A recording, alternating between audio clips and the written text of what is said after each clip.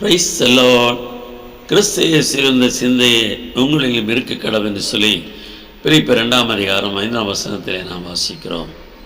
இயேசு கிறிஸ்துவுக்கு இந்த சிந்தை என்னது என்று பார்க்கும் பொழுது அது மாம்சத்துக்குரிய சிந்தை அல்ல, ஆவிக்குரிய சிந்தை.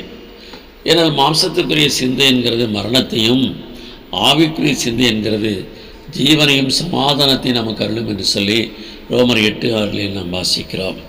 எனவே ஆவிக்குரிய சிந்தை அவருக்குள்ள இருந்தபடியினாலே அவர் மாம்சத்துக்குரியவை குறித்து கவலைப்படாமல் பாடுகளை சகித்தபடியினாலே அவர் மரித்தொழுந்து ஒழித்தெழுந்தார் என்று சொல்லி நாம் பார்க்கிறோம். ரோமர் 12ஆம் அதிகாரம் 16ஆம் வசனத்தில் அப்போஸ்தலன் பவுல் சொல்லுகிறார், ஆவிக்குரிய சிந்தையில் ஏக சிந்தையுள்ளவர்களாயிருங்கள், அனைவரும் அந்த சிந்தையில் ஒரு மனதோடு இணைந்திருங்கள் என்று சொல்லி எழுதியிருக்கிறதை நாம் வாசிக்க முடிகிறது.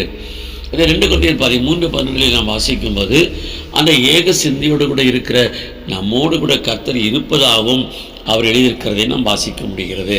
பிரியமானவர்களே, எனவே மாம்ச சிந்தை என்கிறது மரணமும், ஆவிக்குரிய சிந்தை என்கிறது ஜீவனும் சமாதானமாய் காணப்படுகிறது. மாத்திரமல்ல, ஆவிக்குரிய சிந்தை நம்மை தேவனோடு இணைக்கிறதாக இருக்கிறது.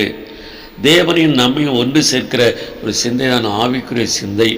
அந்த சிந்தையில் அவர் நம்மோடு கூட வந்து தங்குவார், நம்மோடு கூட இருப்பார். அவர் அந்த சிந்தையில் நாம் வாழும்போது எந்த தீமை வந்தாலும், பொல்லாப்புகள் வந்தாலும் அதிலிருந்து நம்மை தப்பித்து நம்மை பாதுகாத்து நம்மை அவர் உயர்த்துவார்.